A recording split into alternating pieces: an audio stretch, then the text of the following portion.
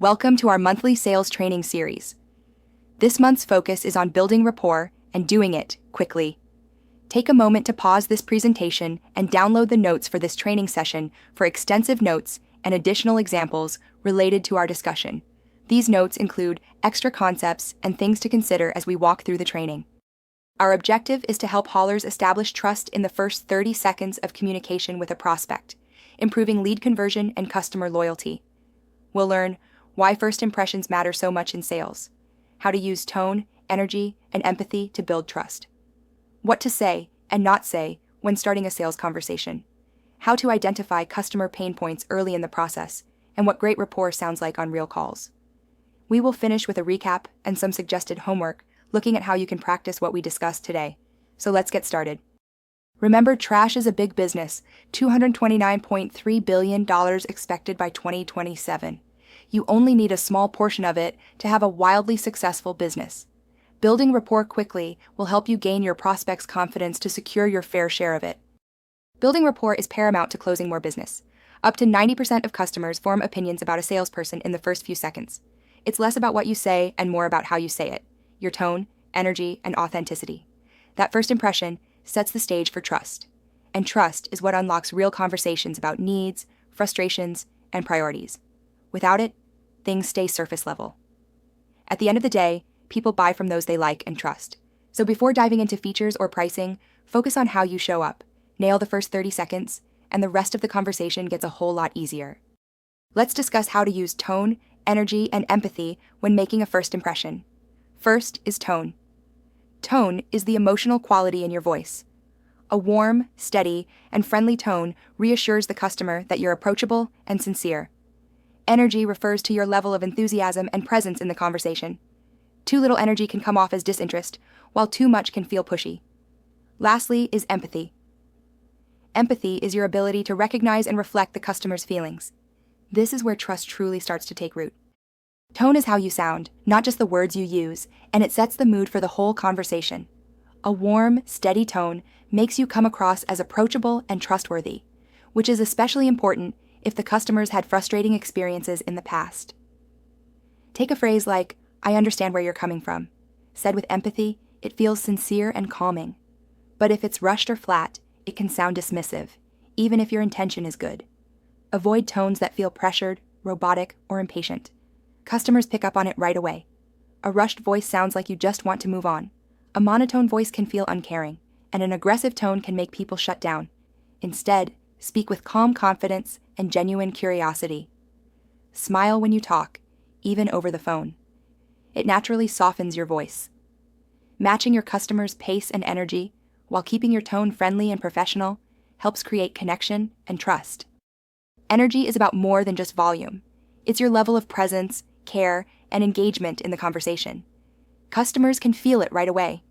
When you show up with genuine interest and focus, it builds trust. Too little energy, like sounding flat or distracted, can make it seem like you don't care, even if you're saying the right words. On the other hand, too much energy, talking fast or pushing ahead, can feel scripted or overwhelming. The sweet spot is balanced energy that matches the customer's tone and pace.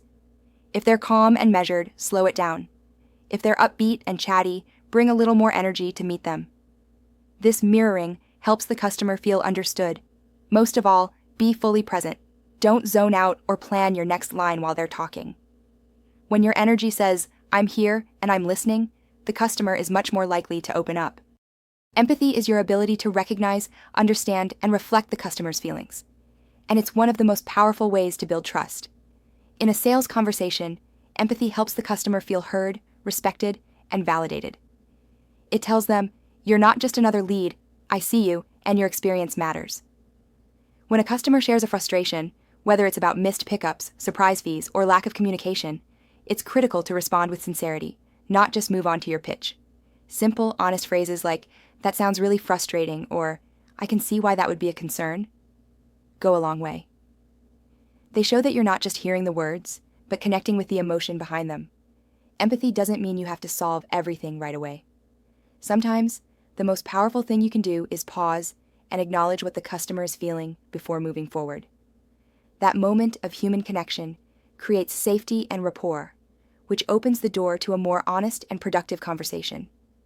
When customers feel understood, they become more open, more cooperative, and ultimately, more willing to buy. The first 30 seconds of a sales call matter a lot. That quick moment sets the tone for the whole conversation.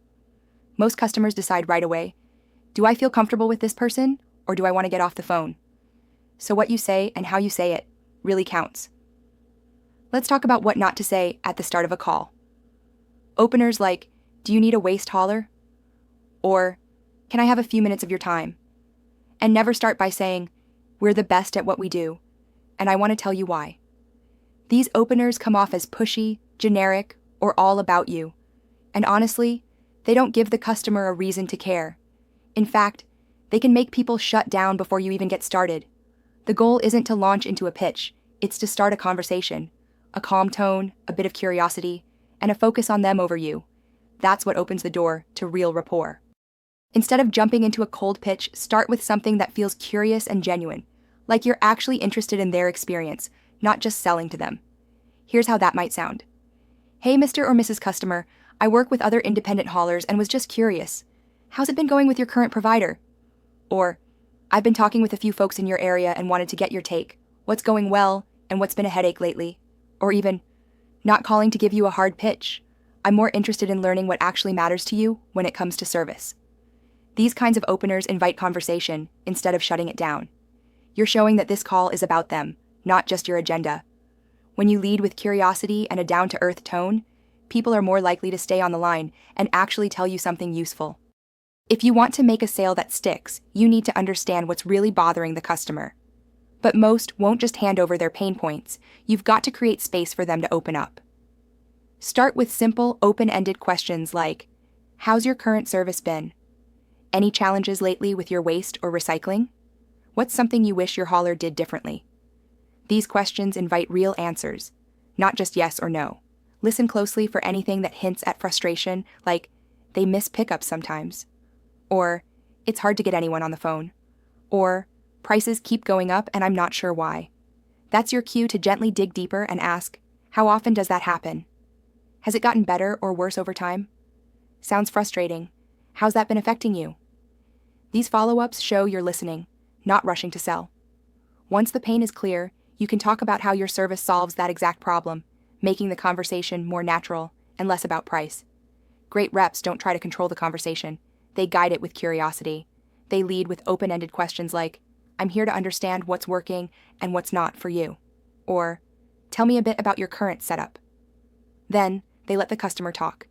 Instead of jumping into a pitch, they listen. Really listen. No interrupting, no rushing to respond. Just simple cues like got it or that helps. Thank you to show they're engaged. This kind of approach builds instant trust. It tells the customer, this conversation is about you, not just what I'm selling. Trust isn't just about listening. It's about showing the customer you get what they're going through. That's where empathy comes in. Strong reps use simple, validating phrases like, that makes total sense, or I can see why that'd be frustrating. And you're not the only one. I've heard that from other businesses too. These responses tell the customer their concerns are valid and relatable. It makes the conversation feel human and honest, not salesy. And when people feel understood, they're more likely to open up and trust you. Strong salespeople know the goal isn't to dominate the conversation, it's to guide it. They ask open-ended questions like, tell me what's working and what's not, or what's your current setup like? Then they listen, really listen. Not to jump in, but to understand. Simple responses like, got it, or that helps, thanks, go a long way in showing they care. This creates trust and shows the call is about the customer, not just a sale. Validate the customer's experience. Listening is just the first step. Great reps also make the customer feel understood. They use empathy to build trust with phrases like, that makes total sense, or I can see why that'd be frustrating, or you're not alone. I've heard that from other businesses too. These responses reassure the customer their concerns are valid and relatable. It humanizes the conversation and shows you're on their side, not just selling a service. Great salespeople don't sound like robots. They sound real. They keep the conversation personal and natural by doing a few simple things. Use the customer's name in a natural way. Something like, that's a great point, John, adds a personal touch without feeling forced. Add light humor or genuine reactions.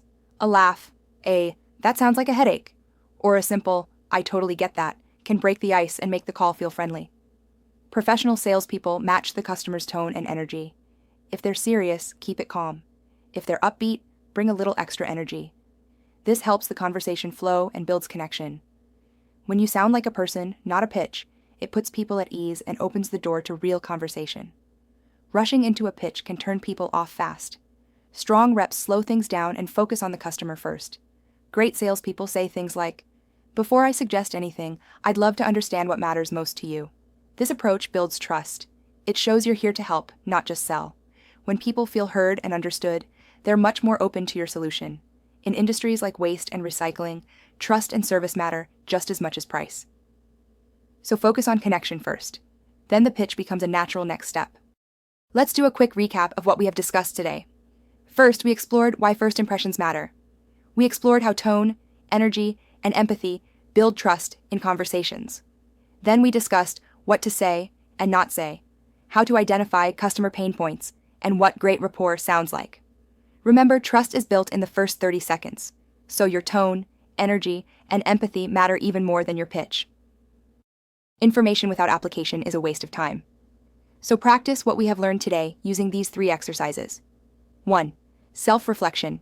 Take 10 minutes to write down how you typically start a conversation with a potential customer. Is it focused on them or your service? Does it sound warm, curious, and confident? Rewrite your opener using tone, empathy, and open-ended questions. 2. Listening exercise. Take 15 minutes and ask a friend or colleague to describe a recent frustrating service experience from any industry. Practice staying silent, nodding, and using validating phrases like, "That makes sense," or "That sounds frustrating." After 2 to 3 minutes, try to summarize what they said to show you were really listening. 3. Review a call if you have it available to you. If you have a recorded sales call, listen to the first 2 minutes only. Ask, did I build trust? Did I sound curious, empathetic, and calm? Identify one thing you'd change next time. The goal is to practice being a human first, not a pitch machine. Focus on connection, not perfection. Remember, trust is built in the first 30 seconds, so your tone, energy, and empathy matter far more than your pitch ever will. If you would like more information about Wasteplace and how to use our tools, contact us today at wasteplace.com. We are always here, and we are fully committed to your success. Download the notes for this training session for detailed notes as a reference for yourself in the future. Wasteplace. Waste and recycling simplified.